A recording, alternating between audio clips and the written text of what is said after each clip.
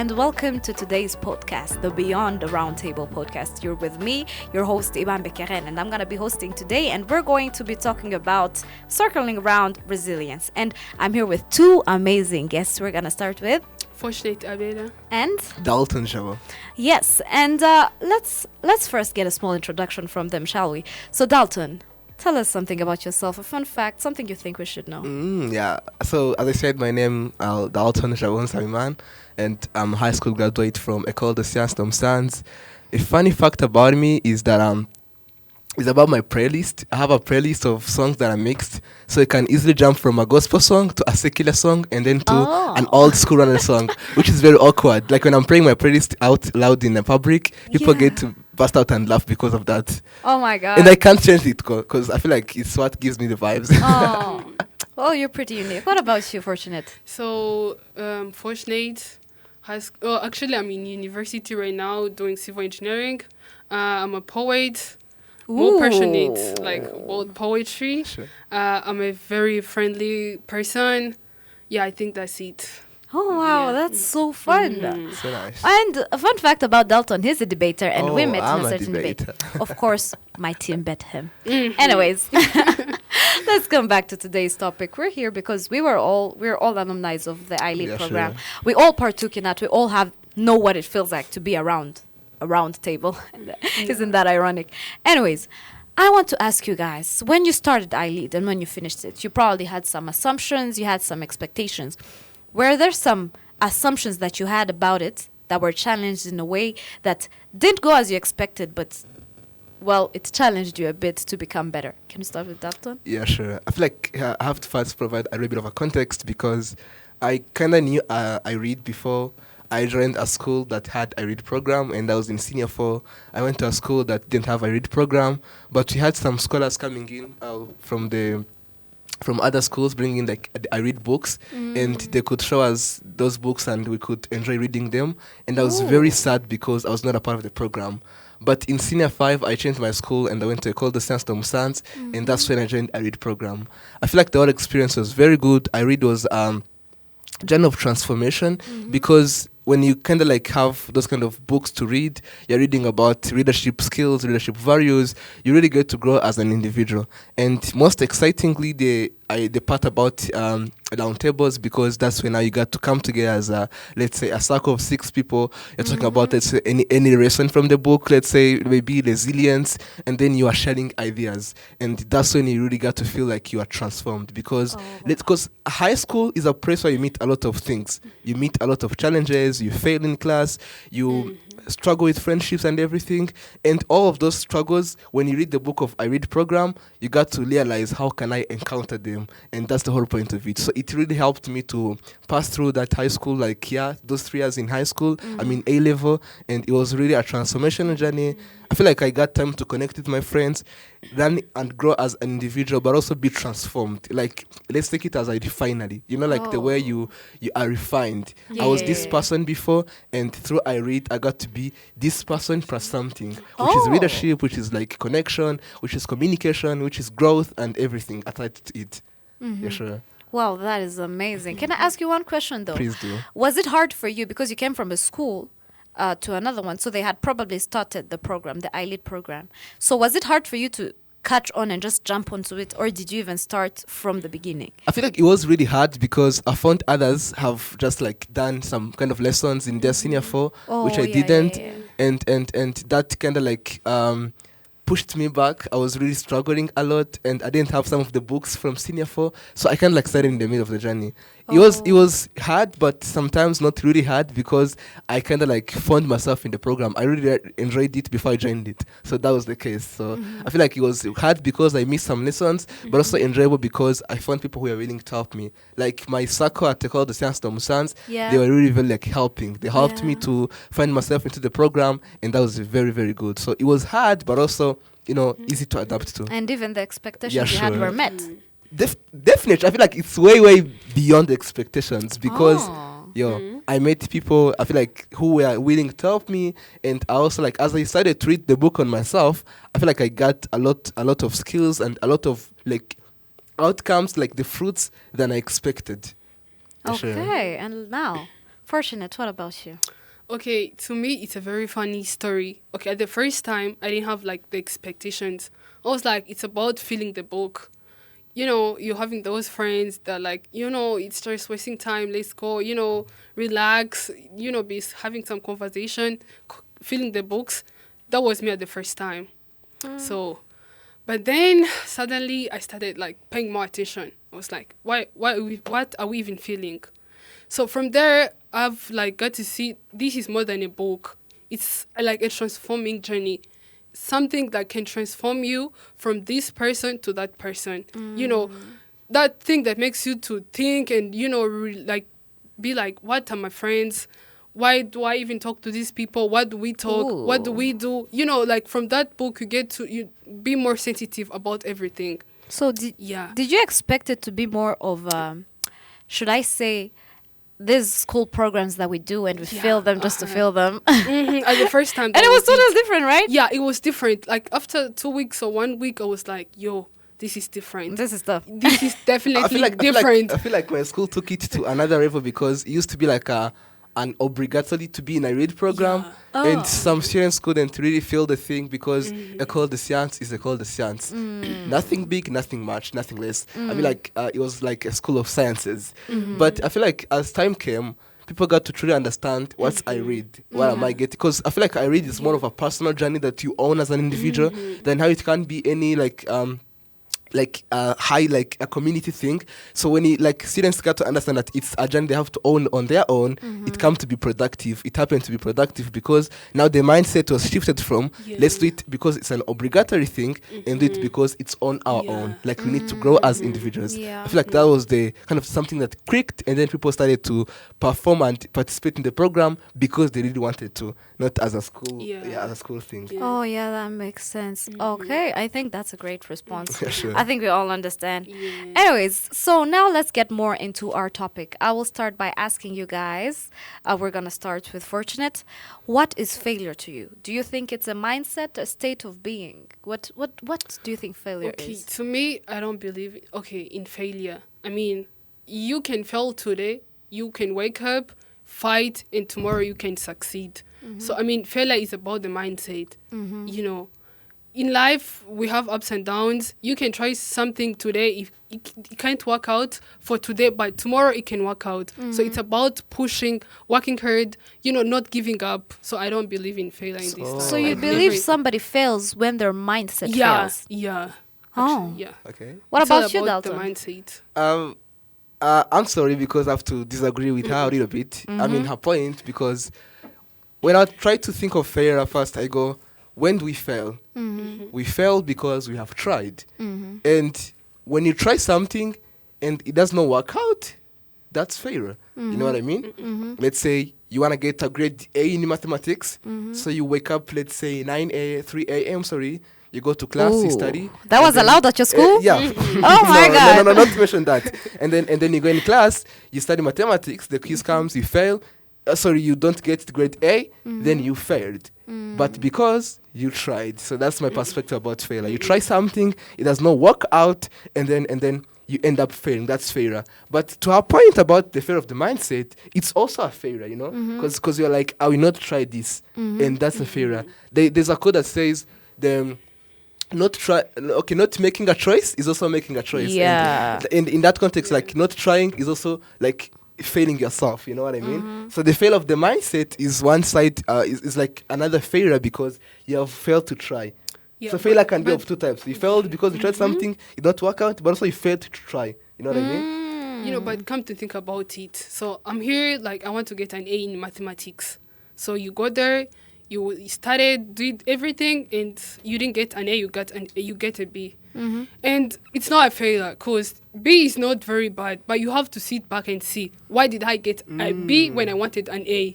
Like there's some things behind. I feel like the point you're making is that you are trying to The define debaters failure. in the house. You are trying to define failure as a journey, right? Yeah. Because you're like, if I don't get A today, I can get it Yeah. tomorrow. Yeah. And that's the same thing. It's because we are just defining know- it as a journey, not as a one specific thing. I think you have a very good point, which we all agree, but on a different angle. You know what I mean? So you know what?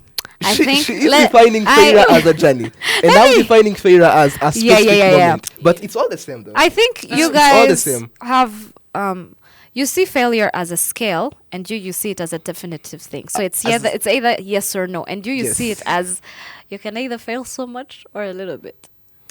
I feel like there is no failure as long as you're not giving up. Okay. She's me. very right. That's Okay. me. I feel like There it's is no it's failure different angle. as long as you're not giving up. Yeah, You sure. need to push mind, and you're gonna reach that point you want to be one day. I think we should bring these people back for a debate round, don't you think? You know, like something special about debate is that you all start without like agreeing on each other. But we end up But with the yeah, same thing. sure. That's very good though, because I got to hear her ideas, and she got to listen to mine, Yeah. and then from there we can build a good definition of what failure is. Which is Okay. what you're doing here. Okay. Now, this is a yes or no question, which is Oh. going to lead you to the next question. So, Dalton, do you think resilience can exist outside of hardships? Do I think resilience can exist outside of hardships? Yes or no? Yes. Do you think resilience can exist outside of hardships? Yeah, definitely yes. Okay.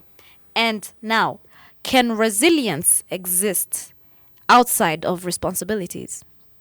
Definitely no. What do you think? Not very sure, but it's a no. It's Yeah. a no. Yeah. That's very obvious. So you think it can't exist outside of responsibilities? Mm-hmm. But can it exist outside of hardships? I said that, sorry. Yeah, I Outside see of that. leadership. No, it cannot exist. Outside of leadership. So it cannot exist as a standalone outside of leadership. Because I think leadership is like very like multifaceted concept, because you can also be a leader to your life. So if you're a leader of your life, that means you have to fail at some point. So Yeah. it cannot exist without leadership. So now this brings me to my next questions, and we're gonna start with you, Dalton. Sure. When was the time did you see resilience exist outside of hardships, and it helped you actually endure more when hard times came? I think like I mentioned that I was a debater in high school, and there's this time we had an iDebate. It was an online competition, so we went on to beat two teams in the first round, and we are waiting for only one team to qualify to the. I think it was like It was let's the say semi-finals. quarterfinals or semifinals, something Yeah. like that. Quarter. And that team was Gashola. So the thing that happened is at first the internet did not work out, so they had to cancel Gashola, and then we had to be qualified. But on the last minute, Gashola showed up. I mean, we were all exhausted. Like, spent the whole day in the computer lab debating. It was like at 3 p.m. We were like, we won it. We are waiting for the quarterfinals and everything. And in that specific moment, Gashola showed up. I think they really bait us. Like, they bait us seriously. Gashola girls, they bait us with strong points. They bait us with confidence, with arrogance, with a lot of everything. Like, they literally. Yeah, and Ga- at the time you had like Yes, that I think in your Gashola mind, you bait can us see I really. it. don't think we were arrogant. In that moment, it was about like hardship period. It was not about hardship, because we all were debating. Like, it's a normal life situation. Yeah. And I think when we met that failure, I went back in my bed, and I was contemplating about what happened. I was like, yo, I should not go back to debate, basically, because trust me, Why? that was a big failure, because we had prepared all this for like, let's say 1 month and so on, and I was like, no, I cannot debate again, and I feel like that specific moment made me fail. What I was telling you, it was like a specific moment of a failure. But if I continue the story, I will tell you that I came back to debate, which was a journey. Yeah. You know what I mean? But that specific moment of failing that debate really like gave me a whole hard week. That like the following week, Oh, it also affected no. my studies and everything. Oh my God. I was really like, you know, the way you attach yourself to something, you're like, this debate, we own it. We should go like far as we can. And Gashola came in our way. And funny enough, but also sad enough, they won the debate. Like, they took the whole competition. That was very bad. I feel like that specific moment really, affected me. And I think it's one of the failure I made in my life. And that is the debate that I said that we had met in. I'm sorry, Dalton. I didn't know we I affected can't your forget that day, studies. though. I feel like that day is... So, did the resilience that, you had to build up in that period, would you say it has helped you today to be who you are? Yeah, I feel like I have not touched the part about resilience, because because resilience is the ability for someone To bounce back. to bounce back. I feel like clock it, give you some. I feel like is that ability for you to recover from that situation, and resilience happens because you have failed, and you failed because you have tried, Right. and resilience is that cycle of trying again. Yeah. You know what Yeah. I mean? So you try, you fail, you try, you fail. That's how life is. Yeah. I feel like I have to Ups bring and in something like a philosophical concept about what they call hedonic treadmill. And hedonic treadmill is that way that our life is. You know, like in a life you have take it as a graph with y and x axis, and then that x axis, the line that looks like this is like the normal state of happiness, like you are today. You are like feeling normal, nothing is big, nothing is good. But if they say that let's give you one car, and like let's say it's like 1 billion car and something like that, your happiness will like lies up, you know, lies at the peak. And then if that specific moment they say, you know what, Kellen, we think that car, we are gonna take it away from you. You will be sad. So the happiness will come down. And now if you're on that kind of down below the hedonic baseline, now that's like when we say, let's say you have made a failure in your life, and then the ability to bounce back and come like up, that's Back what we to call the like same level? resilience. Oh, wow. Now back to the debate part. I went on in that kind of moment where I was like, I should not go back to debate because I've lost the debate with No. Kashola. And when I reached in senior 6, there came a conservation debate. It happens like in Musanze district, and we had to attend. I was like, let me give it a try. I was like, if I have failed, I can try back, you know. And surprisingly went on the debate. We took all of the things and finally found ourselves at the final debate, and I feel like we took it. That was really good because again, Ooh. if you try again, I assure you, everyone listening to this podcast, that if you keep trying, at one point you will arrive there. Like you will arrive to where you want it. I always feel like I always felt like I need to win a trophy of debate in my life, and I've took that because I have decided to try again. If I would have said let me stay there, I would not have took that trophy. But because I came back, I really took one as a conservation debater, and that's what resilience does. That's the fruits of resilience. Wow. I'm really Inspiring wow. story. Now This you are is a jealous, wow right? You moment. are jealous. I'm like not you jealous, took the I debate, I please. took the conservation debate. We still took it though, and we took more. But it's okay.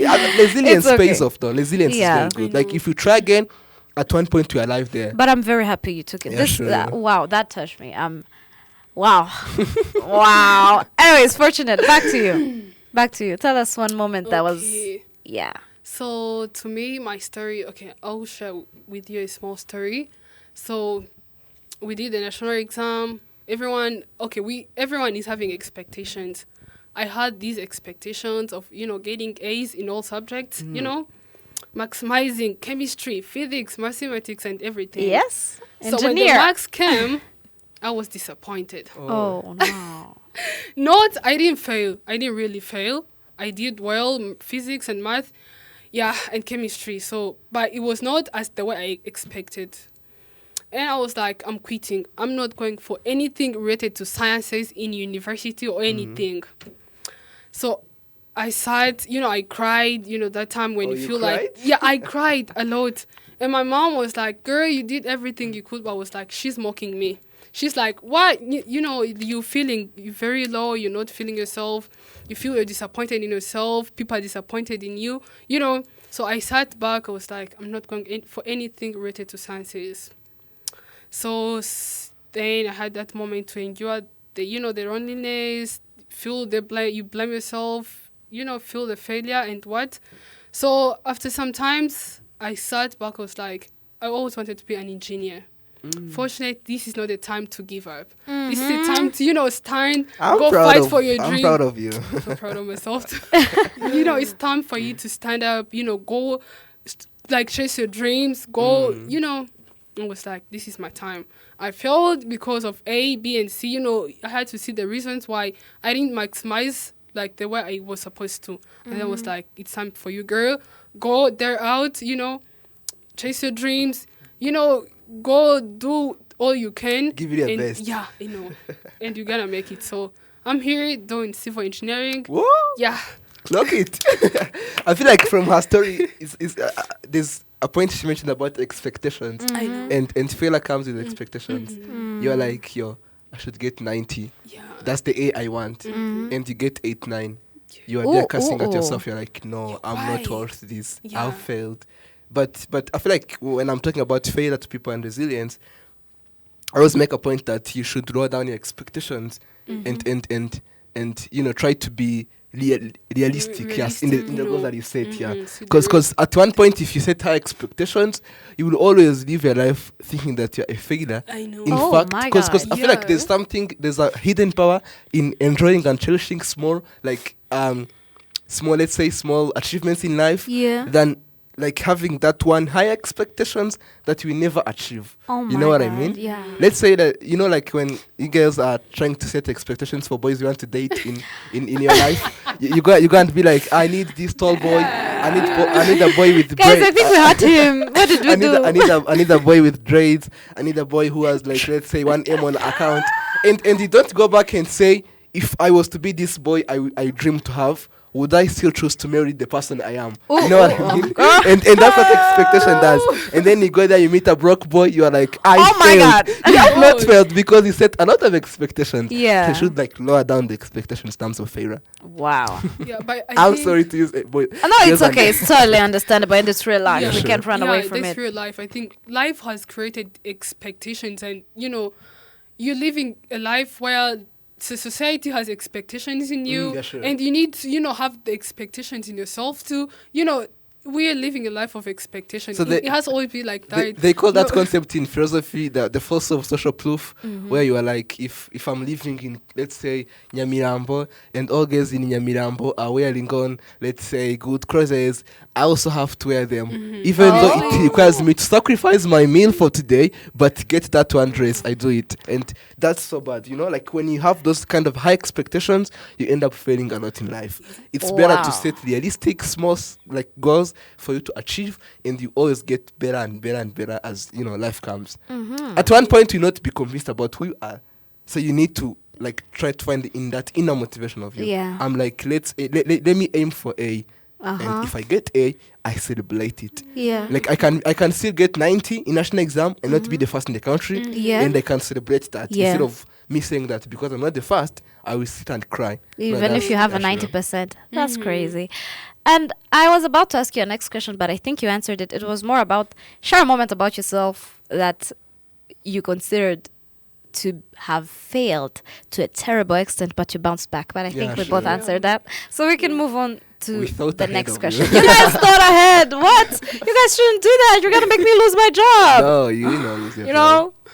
So, what habits should young people build if they want to be resilient and endurant, right? What can they do to keep their mindset positive in hardships? What do you think, if I'm young and I want to build resilience, what do you think I can do to have that attitude?